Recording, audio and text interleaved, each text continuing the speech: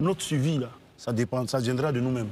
Et que lorsque les grandes puissances tentent de nous faire croire qu'on n'a pas le droit à développer certains armements, il faut qu'on s'organise pour pouvoir nous-mêmes le faire. Parce qu'un matin, un tentampion va venir estimer que lui, il a plus de droits même sur notre parcelle de terre et que ça ne nous appartient plus. Parce que où le monde va actuellement, avec ceux qui sont un peu les aînés, on pourrait dire entre États, on ne sait pas où on va. Voilà. Eux-mêmes, là, aujourd'hui, quand ils font passer leur message sur leur chaîne de télévision, c'est de donner des consignes de protection, de sécurité à leurs ressortissants. C'est-à-dire quand ils viennent là, ils savent trouver leurs ressortissants où ils se trouvent pour les protéger. Et puis nous, on est dans la merde, quoi, pour parler ainsi.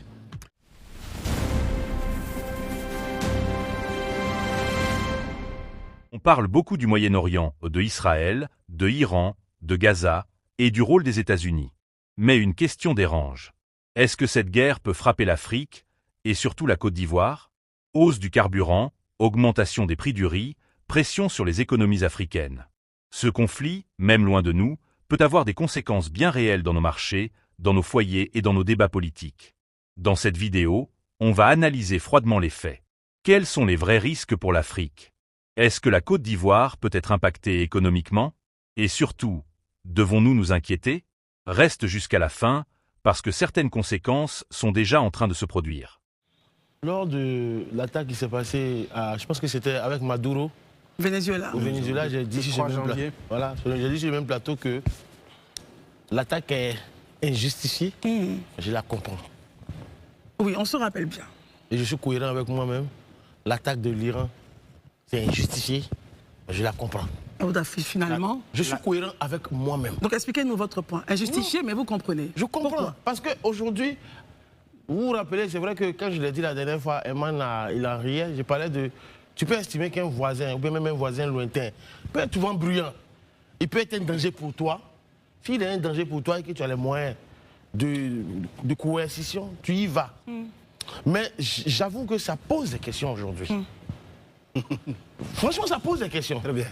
Pourquoi est-ce que je dis ça pose des questions? Parce que lorsque on a eu la situation entre la Russie et l'Ukraine, vous vous rappelez que le mot qui a été utilisé par tous les médias, c'est que l'Ukraine a été envahie. Invasion de l'Ukraine, invasion. Donc la Russie est en train de... C'est le bourreau, c'est... D'annexer. Voilà, la Russie est en train d'annexer l'Ukraine. Mais quelle est la différence entre ce que la Russie fait et ce que Donald Trump fait aujourd'hui? La première fois, c'était une arrestation, on a livré en pâture le président d'un pays, qu'on a fait circuler à Times Square, tout et tout. Excusez-moi. Vous voyez un peu qu'on a fait, on a humilié son homologue président.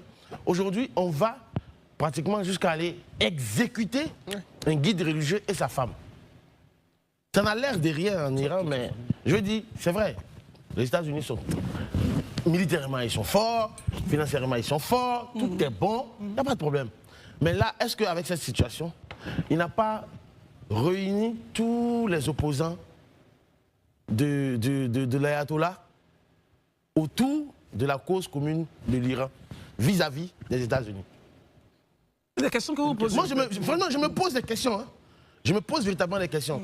Parce que, tout à l'heure, vous parlez de l'uranium. Je ne pense pas que c'est l'uranium qui a le problème. Selon moi, ce n'est pas l'uranium. Selon moi, c'est Israël le problème. C'est son verbatim. Et tu as totalement raison. C'est le verbatim du président Trump. Mais selon vous, c'est Israël qui... Il a son verbatim. Nous aussi, on a le droit d'avoir notre verbatim. Bien sûr, bien sûr. Voilà. Il dit c'est l'uranium. Moi, je dis... C'est Israël. Pourquoi? Pour moi, le problème, c'est que Israël et les États-Unis sont des alliés. Or, comme Ted le disait tout à l'heure, il irait aussi à ses proxys, à ses alliés. Donc, à l'analyse des faits, Israël s'est dit, j'ai autour de moi des gens qui, si on se donne peut-être dans 5 ans, dans 10 ans, s'ils veulent m'attaquer, je risque d'avoir des problèmes. Et si j'ai des problèmes, ce sera difficile pour moi. Donc, techniquement, les États-Unis, étant l'allié naturel d'Israël, pourquoi ne pas affaiblir, j'ai envie de dire, permettez-moi cette image, le grand serpent qui est dans la région. Je l'affaiblis, ça donne le temps à Israël de se refaire, et puis après, on va avancer encore. Ça fait une bis repetita. Je pense que tu as parlé de Netanyahou. Non, pas Ahmadinejad. Ahmadinejad. Je pense que c'est le serpent qui se mord la queue, en fait. L'histoire se répète. L'histoire doit se répéter, en fait. Donc, je pense que mon analyse va s'arrêter là. Mais comme je l'ai dit, je suis cohérent avec moi-même. Non, je fais juste un petit complément à ces propos. Non, il n'a pas terminé au moins. pardon. Je n'ai pas encore parlé. S'il vous plaît, monsieur, s'il vous plaît. Non, s'il vous plaît, monsieur. On va l'écouter. L'attaque en Iran, pour moi, elle est injustifiée. Je la comprends. Conclusion, merci beaucoup. On prend Herman et puis on fait le deuxième. Herman, allons-y, il est déjà temps. Moi, je dis, et Daouda a pris un exemple très simple pour illustrer. Hein. Il s'agissait de la Russie, on a eu des éléments de langage à faire d'évasion, que ce soit les États-Unis directement, que ce soit par l'OTAN, toujours est-il que l'objectif c'était de chercher à anéantir la Russie. Les gens ont condamné. Qu'est-ce qui change? Ou bien c'est parce que c'est les États-Unis. Ouais, quand on regarde souvent certaines puissances qui elles-mêmes ne respectent même pas l'ONU. Le droit international. Le droit international. Laissez-le s'exprimer. Aujourd'hui, ce qu'on constate, moi ça me fait un peu peur pour les États africains. Je ne sais pas si vous avez la même... On arrivera là-dessus. Non, rapidement, on va arriver là-dessus, mais laissez-moi dire ce que je pense. Aujourd'hui, on estimait qu'on ne pouvait pas le faire. C'est-à-dire aller dans un pays et puis changer la structure, parce que nous, on est assis quelque part, ça ne nous plaît pas, ce qui se passe, la tête du client là ne nous plaît pas, et puis on fait ce qu'on veut. Et puis on s'en fout. Le problème, c'est qu'on s'en fout. Et on trouve des éléments pour essayer de contourner cela. J'estime que, quel que soit ce que les grandes puissances se reprochent à certaines puissances, attendons, on appelle ça, ces grandes puissances doivent pouvoir attendre lorsqu'il y a un cas de légitime défense. Dans ce cas-là, il n'y a rien. Les gens ont décidé de faire des expéditions, tuer les leaders religieux, ça ne leur dit rien. Imaginez-vous si c'était l'Iran qui avait fait cette expédition pour aller peut-être toucher un leader dans ces pays, ces puissances-là. On avait dit qu'ils sont des terroristes. Vraiment, on est dans un monde où les plus petits doivent pouvoir trouver la formule. Nous, moi, je pense qu'il faut qu'on dise au président Ouattara qu'à chercher à trouver un système où qu'on s'enrichisse en uranium. Parce que qui va nous protéger le jour qu'on aura envie de nous dégommer? Les gens encore, ils se battent parce qu'ils ont leur puissance militaire ou bien leur puissance nucléaire sur lesquelles ces puissances-là comptent. Ou bien ces autres États qui ont compris, qu'on appelle États terroristes, essaient aussi d'avoir cela. Mais c'est le droit de s'armer pour nous protéger là, que les gens refusent pour certains États. Il y a un problème. Est-ce qu'on est dans le même, sur la même planète, dans le même monde? Pourquoi cette injustice qu'on veut finalement labelliser? Ça ne doit pas choquer, parce que c'est des grandes puissances qui le font. Je ne vais même pas dire le nom de ces grandes puissances, parce que ce n'est pas que les États-Unis. On a vu à un moment donné le président Sarkozy aussi faire son expédition en Libye. Ça n'a rien fait à quelqu'un aujourd'hui, on a tronqué l'histoire. 10 ans après, la vraie vérité sort, mais le coup est déjà fait. Moi, je pense qu'il faudrait qu'on réfléchisse. Est-ce qu'ils nous respectent? Aujourd'hui, ce n'est même pas une histoire de racisme, mais de couleur. C'est une histoire où on estime que cela ne représente rien, on peut faire expédition sur eux. Voilà la question. Très bien, rapidement, Marius, avant que M. Azouma ne réagisse. Juste pour dire tout simplement que ce qui aujourd'hui a été utilisé comme mobile pour justement attaquer l'Iran, l'avait été également... L'uranium, la bombe et tout. Oui, l'enrichissement d'uranium. Rappelez-vous, les mêmes verbatims ont été utilisés pour dégommer Saddam Hussein dans des conditions vraiment affreuses. Où l'Irak, aujourd'hui, regardez l'Irak, un pays prospère, j'allais dire en griffe, sous Saddam Hussein, aujourd'hui est devenu un pays quelconque. En Libye, qu'est-ce que Herman a bien fait de le relever? Qu'est-ce qu'on n'a pas utilisé pour aller dégommer Kadhafi et tuer en même temps beaucoup de ses proches avec des bombardements? C'est inacceptable. Ça fait vraiment mal au cœur en tant que pays faible, on va chuter, sans gros moyens. Mais nous disons que les grandes puissances qui ont des armées aussi puissantes ne doivent pas véritablement piétiner les autres pays, parce que Herman avait totalement raison d'évoquer le fait que nous avons aussi droit à avoir eu un armement pour assurer notre sécurité, tout comme l'Iran. Très bien. Monsieur Azouma, vous avez écouté donc le tour de table. Alors, quel ressenti et puis justement, comment comprendre cette situation, surtout répercussions pour l'Afrique? Est-ce que les craintes des uns et des autres sur ce plateau, selon vous, sont justifiées? Les craintes sont justifiées, mais nous sommes aujourd'hui à l'ère des empires. Les Américains considèrent que la guerre que vous voyez aujourd'hui, ce n'est pas la guerre contre l'Iran en réalité. Les Américains essaient d'affaiblir un allié potentiel de la Chine. La Chine qui est très stable et qui est en réalité un vrai empire. La Chine qui a pour allié, qu'on le veuille ou non, la Russie, qui s'installe bien dans l'Eurasie et qui est un vrai empire et qui peut à tout moment décider d'envahir l'Ukraine et de faire ce qu'elle veut. Donc aujourd'hui, les Américains veulent faire de même pour avoir la potentialité, le potentiel de dominer une partie du monde. Si on vous comprend à ce point-là, la Russie a fait, l'Amérique fait. Mais bien sûr, mais parce qu'aujourd'hui, les Américains, bon, il faut le dire, hein, que ce soit les Occidentaux comme les Américains, ils sont en chute. Voilà, ils sont en train de chuter vis-à-vis de la Chine. Aujourd'hui, c'est la Chine qui est la première puissance mondiale. Ils se sont rendus compte de cela, un peu tard, bien sûr, mais c'est un fait. Donc, comment faire pour remonter la pente? Remonter la pente, c'est par exemple d'attaquer des personnes ou des entités ou des pays qui peuvent être des potentiels alliés. Parce que comme le Venezuela. Le Venezuela, on a vu le Venezuela, on voit aujourd'hui l'Iran. L'Iran a des relations importantes avec la Chine, des relations importantes avec la Russie.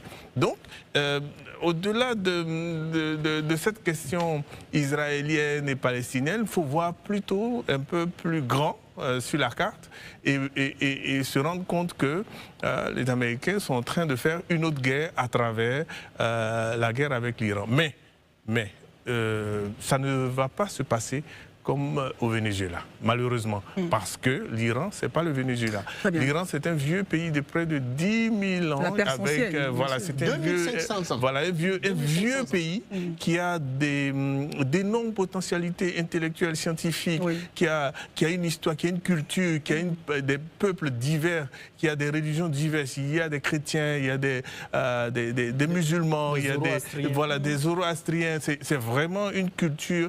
Vous voyez même la géographie de l'Iran est difficile à manœuvrer. Moi, quand j'entends que Donald Trump dit qu'il va mettre des troupes au sol, c'est possible, mais j'ai des doutes parce que c'est un pays avec une géographie escarpée, avec des montagnes. On a vu ce que ça donnait en Afghanistan. Voilà, ça n'a pas été très heureux pour les Américains. Alors, il nous reste peut-être quelques minutes. Il faut regarder avant de faire le tour de table, c'est d'avoir le point. Que dit la Russie? Que disent la Russie et la Chine? De façon paradoxale, allez-y. Alors, la Russie ne dira rien. Parce que la Russie est en pleine négociation avec les États-Unis par rapport à l'Ukraine. Mais n'oublions pas que déjà dans les années 1800, la Russie a essayé d'envahir l'Iran. Mais ça n'a pas marché. Donc elle sait déjà que ça ne marchera pas. Donc elle ne dit rien. Mais la Russie ne dira rien. Pour l'instant, l'ONU est en berne, l'Union européenne est à faune, l'Union africaine... Bon, voilà. Donc, on regardera jusqu'au bout ce que le président Donald Trump pourra faire avec son armée. Mais, quelles que soient les bases militaires qu'on a autour de l'Iran, soutenir une guerre comme ça pendant... Avec la spécificité de ce pays-là. Si longtemps, je doute. Je pense qu'on va terminer rapidement avec des négociations. On va essayer de parler avec les nouveaux dirigeants de l'Iran. On va essayer, surtout que le départ de cette guerre a été mal pris puisque le Congrès américain n'a pas donné son aval. Comme le Venezuela. Voilà, donc il y aura en politique interne, il y aura beaucoup de rémora, beaucoup d'obstacles. Et donc peut-être qu'on va essayer de rattraper les choses. Messieurs, j'aimerais qu'on regarde maintenant le second point de nos pays africains. Il a dit l'ONU est en berne, l'Union européenne, l'Union africaine, vous estimez que selon vous, elle n'existe pas, mais elle existe, elle n'a pas encore réagi. Comment nos États, justement, devraient anticiper les nouveaux rapports, surtout dans un contexte où des décisions comme ça sont prises? Comment nos États devraient anticiper ce genre de choses et se prémunir? Enfin, un petit tour de table, commençons par Dr Barry. Nos États doivent avoir une double inquiétude. La première inquiétude, c'est que quand on regarde les textes qui régissent l'Organisation des Nations Unies, le pays qui a le plus violé les résolutions de l'ONU, c'est Israël. Ça, c'est un. Deuxièmement, le pays qui a passé son temps depuis 1945 à casser la figure des dirigeants en Amérique latine, en Asie, ce sont les États-Unis. Les États-Unis font ce qu'ils veulent. Autant la Russie fait ce qu'elle veut en Ukraine, parce que Poutine, il avait un narratif, les Russes sont menacés, c'est ceci, c'est cela. On a condamné la Russie, 18 000 paquets de sanctions de l'Union européenne. Poutine a été endiablé, mais quand c'est les États-Unis, on trouve un narratif, ce qui est dangereux. Qui ont justement l'opinion occidentale surtout, les médias occidentaux. on tue des enfants dans une école, on dit que c'est des dégâts collatéraux, des fillettes de moins de 12 ans, 165, avec un missile. On tue un guide religieux. Vous savez, la diplomatie, elle a commencé réellement au plan institutionnel à partir de la conférence de Westphalie en 1648. On a décidé que les contentieux entre les États allaient être réglés au niveau de la table. Mais on constate que depuis 1945, les Américains décident de qui doit diriger qui, parce qu'il y a la volonté des puissances, la volonté de domination. Et ça, l'erreur que beaucoup font, on indexe Donald Trump. Donald Trump, c'est vrai, comme je l'ai dit la dernière fois, fait des choses que ses autres camarades ne faisaient pas parce qu'ils... Ses autres prédécesseurs, je veux dire. Mais en réalité, les États-Unis, ce n'est pas la première fois qu'ils interviennent. Aux Philippines, en 1904, il y a eu des massacres à n'en point finir. Ils ont massacré un tiers de la population.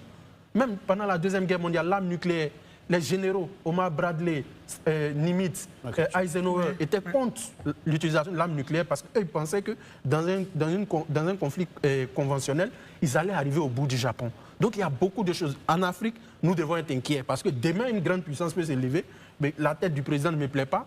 On le flingue comme ils ont flingué Kadhafi.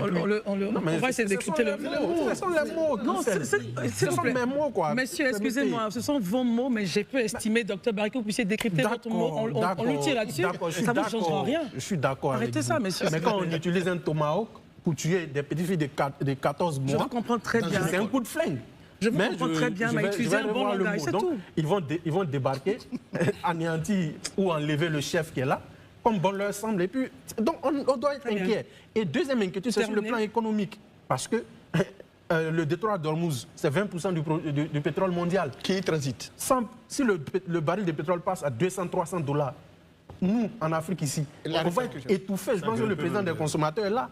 Si le carburant monte à 2000, 2500, qu'est-ce qu'on va devenir? Donc c'est le moment même du ministère de l'énergie, il travaille déjà. C'est le moment pour nos États de penser développement sur le long terme en nous-mêmes raffinant notre production de pétrole. Parce que le pétrole est déjà là. Merci, c'est la technologie de raffinage qu'il faut développer. Mais d'abord, je voulais saluer un peu la position officielle de l'État de Côte d'Ivoire. On condamne les violences. Moi, je trouve que c'est... La violence de part et d'autre. Sous toutes ses formes. Oui, mais sous toutes ses formes. C'est de part et d'autre. Parce qu'en réalité, ce n'est pas à nous de prendre position pour qui que ce soit dans ce qui se passe. Maintenant, ce que moi, je pense qu'on devrait faire, je l'ai dit et c'était en repris ici, c'est qu'on commence à comprendre que notre suivi, là, ça viendra de nous-mêmes. Et que lorsque les grandes puissances tentent de nous faire croire qu'on n'a pas le droit à développer certains armements, il faut qu'on s'organise pour pouvoir nous-mêmes le faire. Parce qu'un matin, un tentampion va venir estimer que lui, il a plus de droits même sur notre parcelle de terre et que ça ne nous appartient plus. Parce que où le monde va actuellement, avec ceux qui sont un peu les aînés, on pourrait dire entre États, on ne sait pas où on va. Voilà.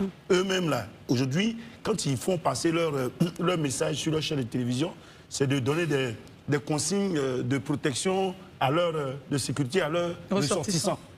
C'est-à-dire quand ils viennent là, ils savent trouver leurs ressortissants où ils se trouvent, pour les protéger. Et puis nous, on est dans la merde, quoi, pour parler ainsi. Voilà ce qu'il faut comprendre. Le conflit au Moyen-Orient ne se déroule pas en Afrique, mais ses conséquences, elles, peuvent traverser les frontières. Hausse du pétrole, pression sur les économies, tensions diplomatiques. La Côte d'Ivoire et le continent ne sont pas totalement à l'abri. La vraie question maintenant, c'est: sommes-nous préparés à faire face à ces chocs extérieurs? Nos dirigeants anticipent-ils réellement ces risques? Dites-moi en commentaire ce que vous en pensez. L'Afrique doit-elle rester neutre ou prendre position? Si la vidéo vous a apporté de la valeur, abonnez-vous, partagez et activez la cloche. On se retrouve très vite pour une nouvelle analyse.